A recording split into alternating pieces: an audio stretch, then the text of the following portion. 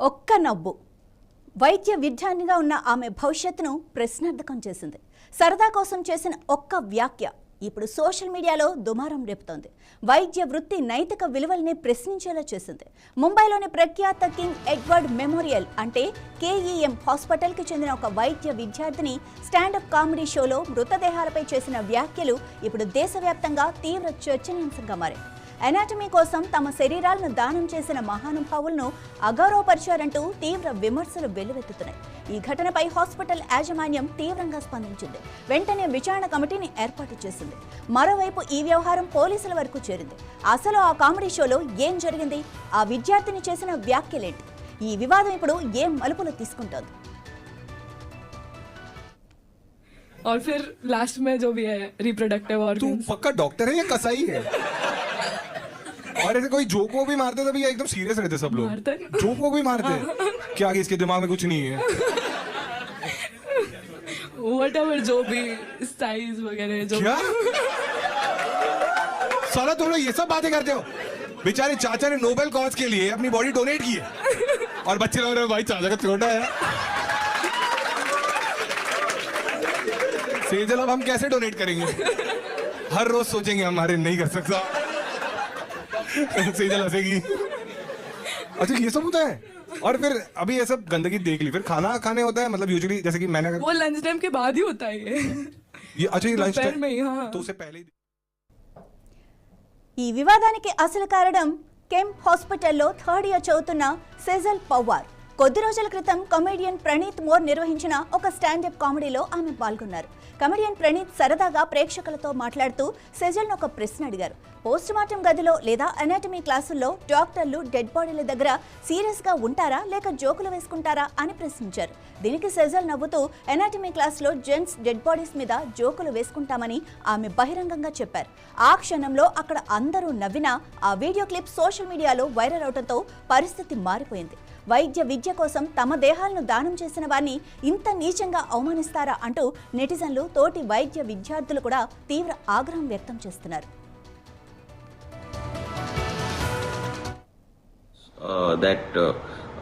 Through social media,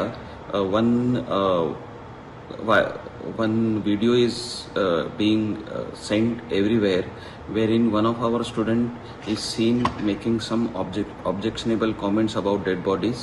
It is highly unacceptable, and we are very sensitive about the respect to the dead, especially when somebody with lot of emotions donates the body for medical education.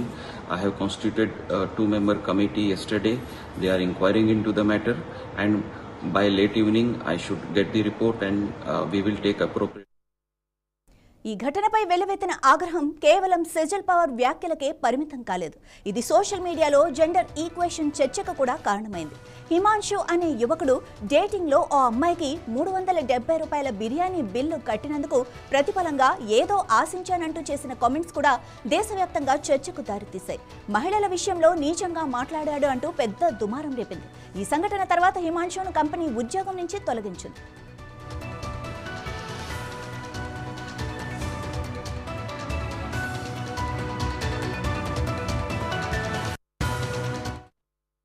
मेरा जो 3 महीने पहले मैंने show किया था उसका एक part of the clip viral हो रहा है अभी, जिसमें मैंने एक चीज़ बोली थी, and I just wanted to come here and say that I am very sorry that thing happened and I said the very wrong thing. I am so sorry about that. मैंने ऐसे कभी इंटेंशनली नहीं सोचा था कि मैं वो चीज़ बोलूँगी. It's very bad to see whatever narrative has been said, and बस मुझे इतना बोलना था कि शुरुआत में मैंने ये 2 बार बोली थी चीज़ कि आई रिस्पेक्ट दैट, लाइक हम उनका बहुत रिस्पेक्ट करते हैं, and I know it's my mistake. And when I went on a show, comedy show, it was my first stand-up comedy ever. मैं इसके पहले कभी स्टैंड अप शो में नहीं गई थी, एंड मुझे ये बिल्कुल आइडिया नहीं था कि 2 महीने पहले की क्लिप अभी आज उसमें से एक पार्ट लेके ऐसा कुछ बड़ा इशू हो जाएगा. I am never gonna justify, I am never gonna take the wrong side. only thing is कि I wanted to come here and give a public apology that मेरे side से ऐसा कभी नहीं होगा वापस. I would make sure I would never get into any sort of actions or any sort of comments, public comments इसके बाद, because social media एक बहुत बड़ा platform है and it's good that people are calling out for good cause, and I just want to make sure कि I would never support all this thing, never. And just wanted to let you all know कि मैं बहुत naive थी यार, like मुझे ना समझ में नहीं आया था, मतलब मैं जब इनिशियली ये सब वो जो आप पूरा देखो, वो पूरा जो सेगमेंट है वीडियो का, उसमें मैंने एंड में गाना भी गाया था. A lot of things happened and उसमें से बस वो एक part I thought which as a particular responsible person I shouldn't have said and I regret that. तो मैं बस आके ये बोलना चाहती हूँ कि I promise you all कि मेरे से इसके बाद ऐसे कभी publicly no statement gets out like that, and I'll make sure I would never comment or anything like that. I never wanted you all to see me like that. So yeah, it was a mistake and I'm so sorry about that. मैंने आपके अगर sentiments hurt किए तो I just want everything to stop this year. Yeah, so I'm sorry. వివాద తీవ్రతను గుర్తించిన కెమ్ hospital యాజమాన్యం వెంటనే రంగంలోకి దిగింది. Hospital dean doctor Harish Pathak ఈ ఘటనపై స్పందించారు. సోషల్ మీడియాలో తిరుగుతున్న వీడియో తమ దృష్టికి వచ్చిందని, అందులో విద్యార్థిని చేసిన కామెంట్స్ను తప్పుపట్టారు. వైద్య విద్య కోసం ఉదారంగా కుటుంబ సభ్యుల భావోద్వేగాలతో ముడిపడి ఉన్న దేహంపై తమకు గౌరవం ఉందన్నారు.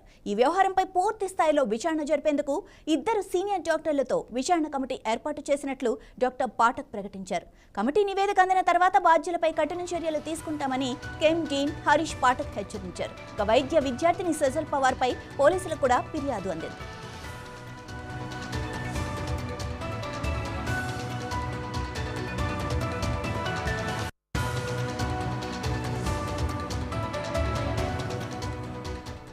సోషల్ మీడియాలో ట్రోలింగ్ విమర్శల దారి పెరగడంతో డాక్టర్ సజల్ పవార్ దిగివచ్చారు. తన ఇన్స్టాగ్రామ్ అకౌంట్ ద్వారా ఆమె బహిరంగ క్షమాపణలు చెప్పారు. జరిగిన పొరపాటుకు పూర్తి బాధ్యత తనదేనని అంగీకరించారు. తన మాటలు ఇతరుల మనోభావాలను ఇంత తీవ్రంగా దెబ్బతీస్తాయని ఊహించలేదని, అందరినీ క్షమించమని కోరుతూ పోస్ట్ పెట్టారు. ఇక మరోవైపు ఈ కార్యక్రమాన్ని నిర్వహించిన కమేడియన్ ప్రణీత్ మోర్ పరిస్థితి మరింత ఇబ్బందికరంగా మారింది. నెటిజన్ల నుంచి వస్తున్న తీవ్ర విమర్శలు తట్టుకోలేక తన ఇన్స్టాగ్రామ్ ఖాతాను పూర్తిగా నిలిపివేసి అజ్ఞాతంలోకి వెళ్ళిపోయాడు. ఒక్క నవ్వు కోసం చేసిన ప్రయత్నం ఇప్పుడు ఇద్దరి భవిష్యత్తుపై తీవ్ర ప్రభావం చూపుతోంది. విచారణ కమిటీ నివేదిక, పోలీసుల చర్యల తర్వాత ఈ వ్యవహారం ఏ మలుపు తీసుకుంటుందో వేచి చూడాలి.